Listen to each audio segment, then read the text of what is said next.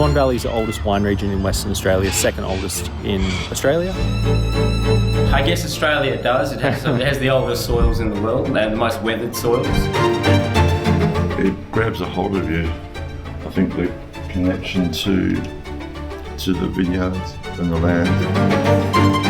Small quantities is always a good thing to make the bottle last longer. So that's what's in these.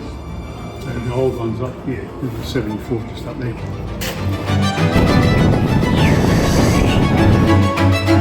Lungo il tragitto verso il deserto dei Pinnacoli ci sono queste spiagge di sabbia immacolata.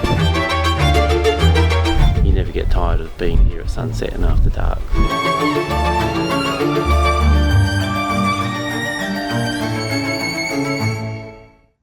Questa è l'inconfondibile colonna sonora di Perth. Il gracchiare lamentoso del corvo australiano. Dal mio hotel nel quartiere della Movida Northbridge inforco la bicicletta e pedalo lungo le placide ciclabili che costeggiano il fiume. Un modo veloce ed efficace per visitare una città è senz'altro quello della mobilità lenta delle biciclette. La città di Perth poi si presta molto a questo tipo di esplorazione con questa bellissima ciclabile lungo il fiume. Ed è anche un modo per avere un po' più rapidamente l'idea di come è composta la città e di poi tornare a piedi.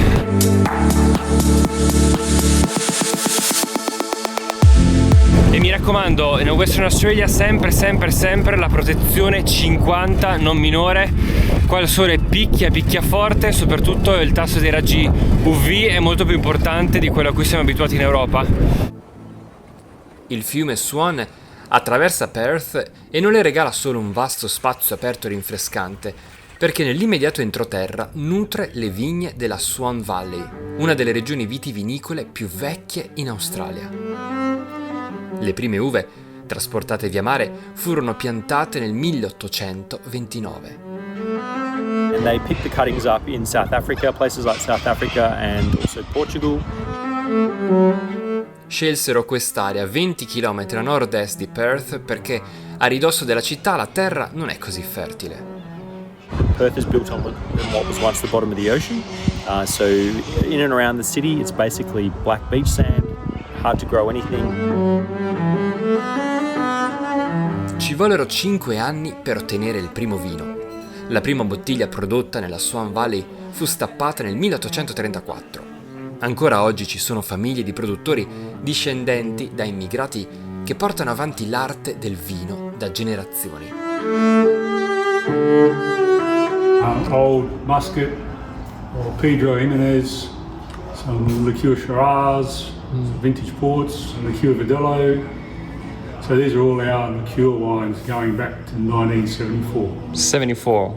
Yeah, some of them 50 years. 50 years. What do they taste like? Pretty good. Pretty good. But the old ones are really intense. So when we blend them up, we'll use the younger ones to freshen them up and make it more approachable. Ivan Kozovic emigrò dalla Croazia nel 1922. Quello stesso anno piantò le viti che ancora adornano l'ingresso della proprietà.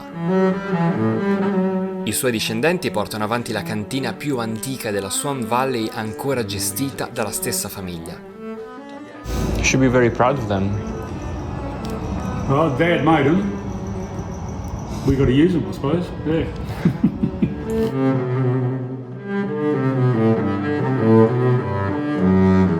They have also a big culture of vineyards in this part of the region. So they're focused on the white varieties of Verdelho and Chenin Blanc, reds, Grenache, Shiraz, and then the other thing that they do really well here is make fortified wine.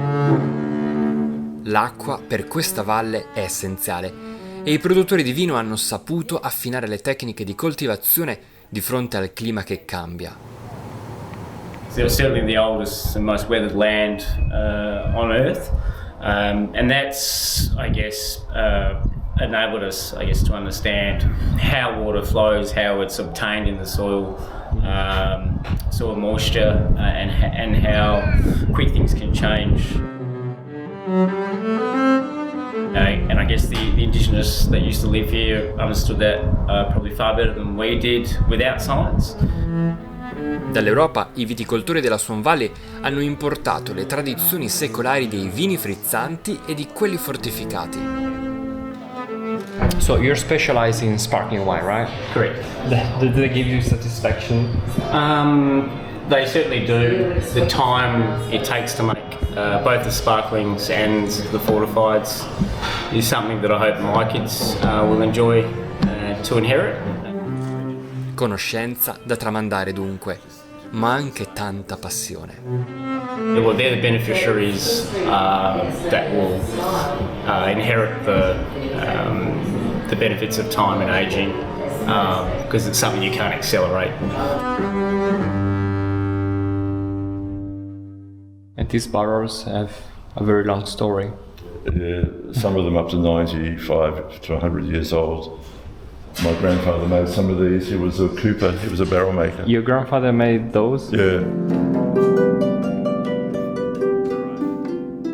I started here in 78, and then the whole industry was changing in WA. Premium table wine was starting to take off, starting to move.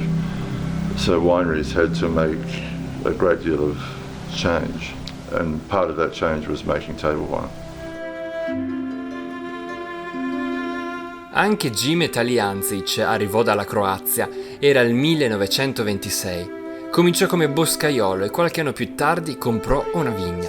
Il nipote James porta avanti quella tradizione. So you've been doing this for a long time, eh? 47 years, yeah. 47. Yeah. What do you like about it? It grabs a hold of you. It just becomes a part of you. Maybe because there's some creativity behind it. It's not just manual. Oh, I think so.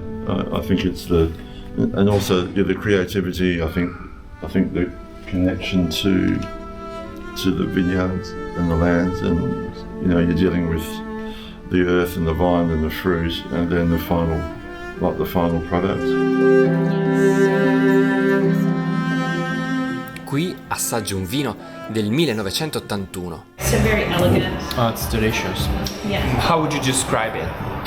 Dark chocolate, smoky, licorice notes, very moorish but so smooth. And it's interesting how something that is been like originally produced somewhere so far away from here could actually found the right condition to be produced. Absolutely. Been a very Mediterranean climate. I spent some time in Spain and we do have that similar climate here. So we're very lucky to live in a sunburnt country. But yeah, the humidity, I'm done with the humidity.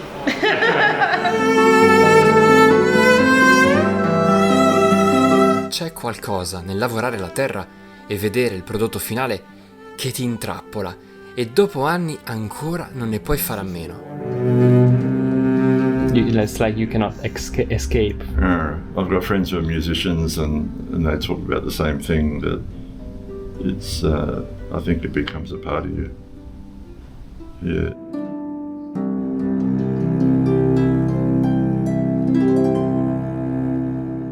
Le dune di Lancelin, guardate che ambientazione bianchissima. Il resto della giornata lo passo a 200 km a nord di Perth. Lungo la strada imbraccio una tavola da snowboard. Pare neve, ma queste dune sono sull'Oceano Indiano. E i piedi lì sopra però. Sì. Ok. Pronto? Vai.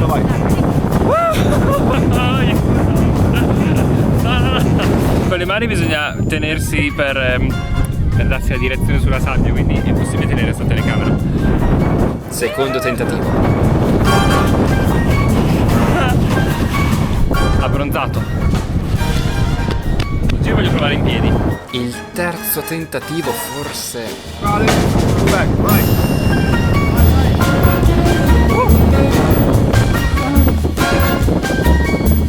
Forse era meglio evitarlo. Metà discesa è andata. Ah!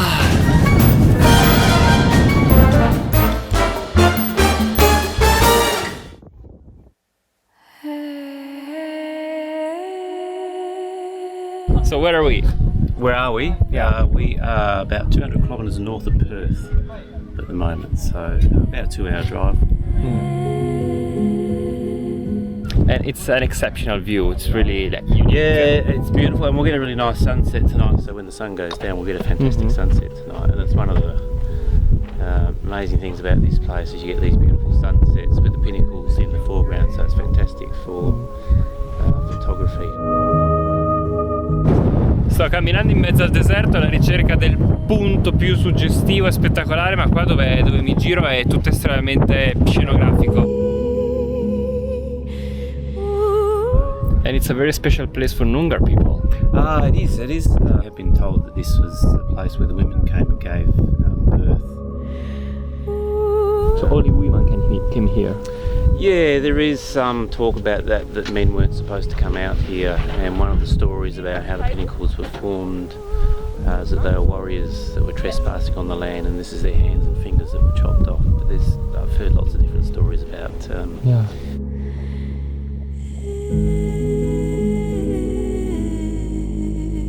Da un punto di vista geologico, questi pinnacoli sono in realtà ancora un mistero. Qui un tempo c'era l'oceano, che poi si è ritirato. Ma come si sono formate queste guglie calcaree ancora non è certo. Probabilmente sono il risultato dell'erosione dovuto al dilavamento delle piogge, cioè sono stati scalfiti praticamente dalle piogge. È come se ci sia stata a un certo punto una pioggia di meteoriti che hanno fatto conficcare le loro schegge e i loro detriti in questo deserto. You never get tired of being here at sunset and after dark. So. Alright, so let's gonna go enjoy some camping and some stargazing. Cool. Alright. Se solo sapessi descrivervi la carica evocativa dei tramonti che sto ammirando qua dalla Western Australia, una carica suggestiva, granitica proprio, anzi non so neanche che roccia sia, però.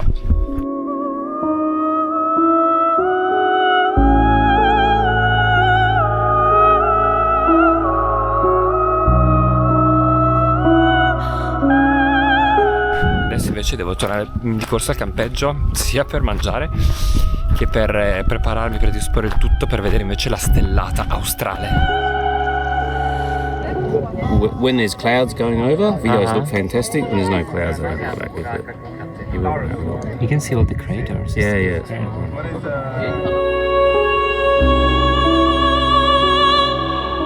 Di notte i pinnacoli si travestono da fantasmi. Anche loro col naso all'insù a contare le stelle.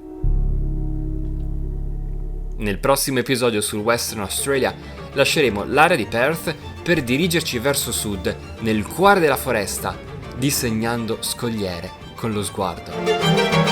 Continua a viaggiare, iscriviti al canale YouTube Un Reporter in Valigia.